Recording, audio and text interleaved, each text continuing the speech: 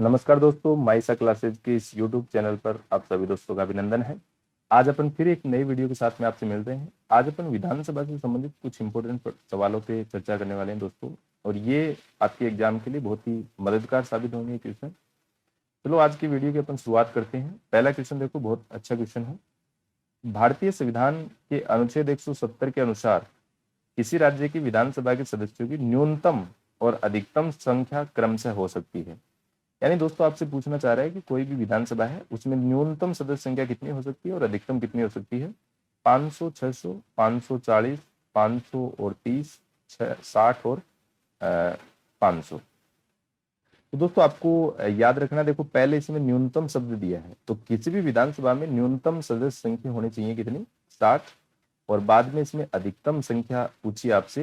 यही अपनी परीक्षा के अंदर अपने को सवाल क्वेश्चन आता रहता है। उसके बाद में भी हम सही आंसर पे टिक नहीं कर पाते हैं, क्योंकि पढ़ने में कहीं कहीं थोड़ी बहुत गलती कर बैठते हैं। तो यहाँ पे देखो पहले न्यूनतम लिखा हुआ है, तो न्यूनतम आपको बतानी है, न्यूनतम 60 सदस्य होने चाहिए किसी स्टेट की विधानसभा में, और अधिकतम कितने होने चाहिए, 500 सदस्य होने चाहिए। तो यहाँ पे डी ऑप्शन हो जाएगा। हालांकि कई राज्यों में 60 से भी कम है, जैसे आपका गोवा के अंदर 40 सदस्य हैं, पुडुचेरी के अंदर तो 32 ही सीटें हैं, मिजोरम के अंदर 40 सीटें हैं, वो एक अपवाद है। आगे देखो अगला क्वेश्चन।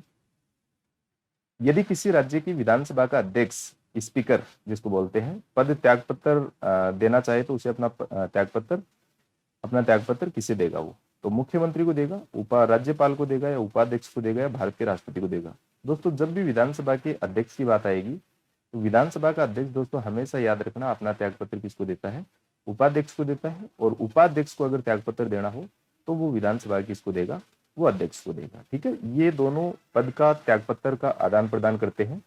दूसरी बात आपको ये भी जानना है कि विधानसभा का अध्यक्ष और उपाध्यक्ष दोनों ही अपने पद की शपथ नहीं लेते हैं।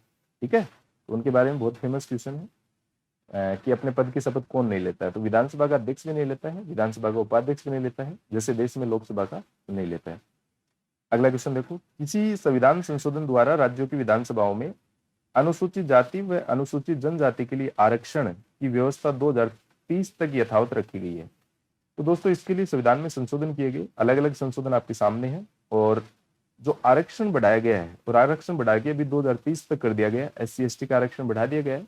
हालांकि एंग्लो इंडियन जो है उनको लोकसभा और राज्यसभा में आरक्षण अभी आगे नहीं बढ़ाया गया है।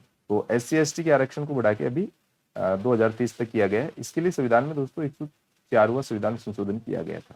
तो ए ऑप्शन इसका राइट आंसर होगा। अगला क्वेश्चन, राजस्थान विधानसभा की प्रथम बैठक, दोस्तों राजस्थान विधानसभा की प्रथम बैठक 29 फरवरी 1952, 29 मार्च 1952, 29 मई और 29 अप्रैल। तो यहाँ पे आपको दोस्तों याद रखना है 29 मार्च 1952 को विधानसभा की प्रथम बैठक हुई है। नेक्स्ट क्वेश्चन देखो, राजस्थान मंत्री परिषद की न्यूनतम सदस्य संख्या, दोस्तों न्यूनतम सदस्य संख्या कितनी होनी चाहिए? तो 29 + 1, 15 + 1, 12 + 1, 11 + 1। तो दोस्तों याद रखना, राजस्थान में अगर देखा जाए तो राजस्थान में जो भी विधानसभा है उसका 15% से ज्यादा किसी भी राज्य में जो मंत्री हैं वो नहीं बन सकते हैं। राजस्थान में 200 सदस्य हैं, 200 का 15% अपन निकालते हैं तो लगभग 30 मंत्री होते हैं। और 30 का मतलब आपको याद रखना 29 + 1। तो राजस्थान में अधिकतम संख्या तो 29 + 1 हो सकती है, लेकिन न्यूनतम पूछिए आपसे तो न्यूनतम आप दोस्तों याद रखना 11 + 1 मुख्यमंत्री सहित है। डी ऑप्शन इसका राइट आंसर होगा। अधिकतम पूछे तो 29 + 1 होगा, न्यूनतम पूछिए आपसे 11 + 1। चलो नेक्स्ट क्वेश्चन, वर्तमान राजस्थान राज्य विधानसभा में कितने सदस्य नाम निर्देशित हैं? दोस्तों पहले आपको पता है कि एक एंग्लो इंडियन सदस्य को विधानसभा में मनोनीत करने का अधिकार होता था। लोकसभा में जैसे 2 मनोनीत सदस्य होते थे। अभी आपसे पूछ रहा है विधानसभा में, राजस्थान में, तो आपको अभी याद रखना है 1, 2, 200, एक भी नहीं तो एक भी सदस्य वर्तमान में विधानसभा में नाम निर्देशित यानी मनोनीत नहीं है। पहले एक हो सकता था लेकिन अब नहीं, अब उसको समाप्त कर दिया गया है। निम्नलिखित में से किसको भंग नहीं किया जा सकता किंतु समाप्त किया जा सकता है? बहुत अच्छा क्वेश्चन है दोस्तों, कई बार ये सवाल पूछा जाता है। लोकसभा को ये आपसे पूछना चाह रहा है कि भंग नहीं किया जा सकता है ना, और समाप्त किया जा सकता है। तो लोकसभा को भंग किया जा सकता है, ठीक है। राज्यसभा को भंग नहीं किया जा सकता है, समाप्त भी नहीं किया जा सकता है। राज्य विधानसभाओं को भंग किया जा सकता है।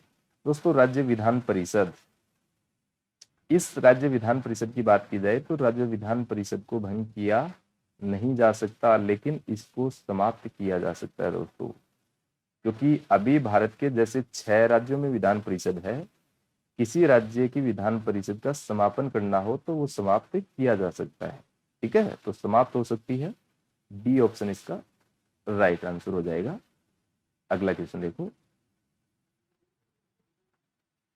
निम्नलिखित में से कौन एक राज्य के विधानमंडल के किसी सदस्य की निर्हरता से संबंधित किसी प्रश्न का विनिश्चय करने हेतु अंतिम सत्ता है? यानी विधानमंडल का कोई सदस्य और जो भी योग्यता चाहिए उस योग्यता पे खरा नहीं उतरता है, तो ये अंतिम रूप से ये फाइनल कौन डिसाइड करता है? राज्यपाल, विधानसभा का अध्यक्ष, उच्च न्यायालय, मुख्यमंत्री। तो दोस्तों इसके बारे में आपको बताना है कि ये अंतिम सत्ता किसके पास में होती है, यानी कौन उस बात को डिसाइड करता है। तो इसके अंदर जो अंतिम रूप से डिसाइड करने का जो जिम्मेदारी होगी वो दोस्तों किसकी होगी? राज्यपाल की होगी, है ना। नेक्स्ट देखो, राज्य सरकार के मंत्रियों के वेतन और भत्तों का निर्धारण किया जाता है मुख्यमंत्री के द्वारा, राज्यपाल द्वारा, मुख्य सचिव द्वारा, राज्य विधानसभा द्वारा।